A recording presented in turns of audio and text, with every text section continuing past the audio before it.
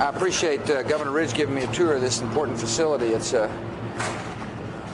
We are working hard to make sure that we do everything we can to protect our homeland, to coordinate amongst various agencies until we get a Department of Homeland Security.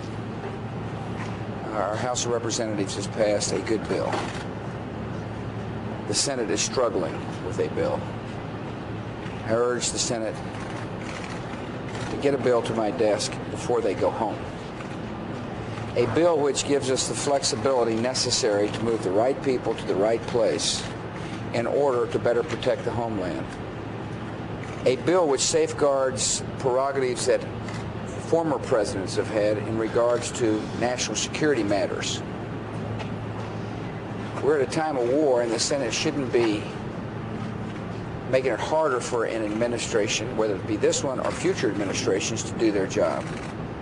Nor should the Senate be trying to strip this administration or future administrations from any prerogatives or power that former administrations have had. We are aware that there is hard work on the Senate floor by Senator Graham of Texas, a Republican, and Senator Miller of Georgia, a Democrat, to develop a comprehensive substitute for a piece of legislation which we believe is flawed. We hope the Senate would work with Senator Graham and Senator Miller, vote that bill off the Senate floor so we can get it to a conference committee and get the bill to my desk before they go home.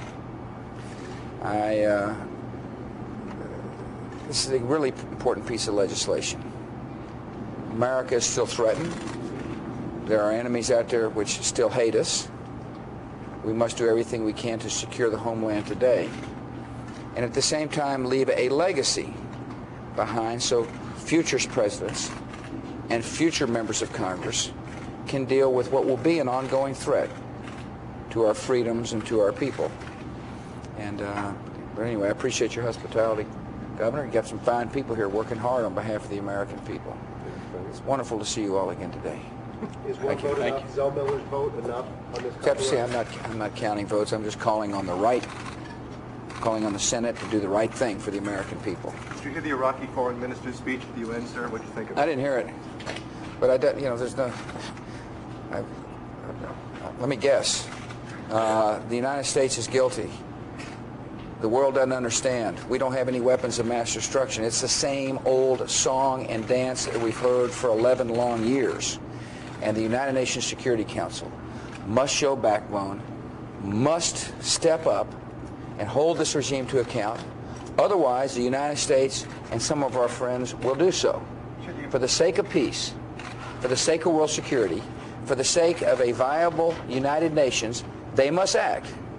And if they don't have it in their will to do so, if they're not willing to fashion a resolution which is new and different and strong and holds Iraq to account, holds them to the agreements they have made, the United States will be willing to do so. Thank you, sir. Can the American people prepare themselves for war with Iraq, Mr. President? No, the American people must understand the serious threat which Iraq places on America. We've learned after September the 11th that oceans no longer protect us from an enemy. We also know full well this is a man who's invaded 2 countries. This is a man who's poisoned his own people. This is a man who's poisoned his neighbors. This is a man who says that Stalin is his hero. This is a man who hates. This is a man who doesn't believe in freedom. This is a man who has weapons of mass destruction and says he doesn't.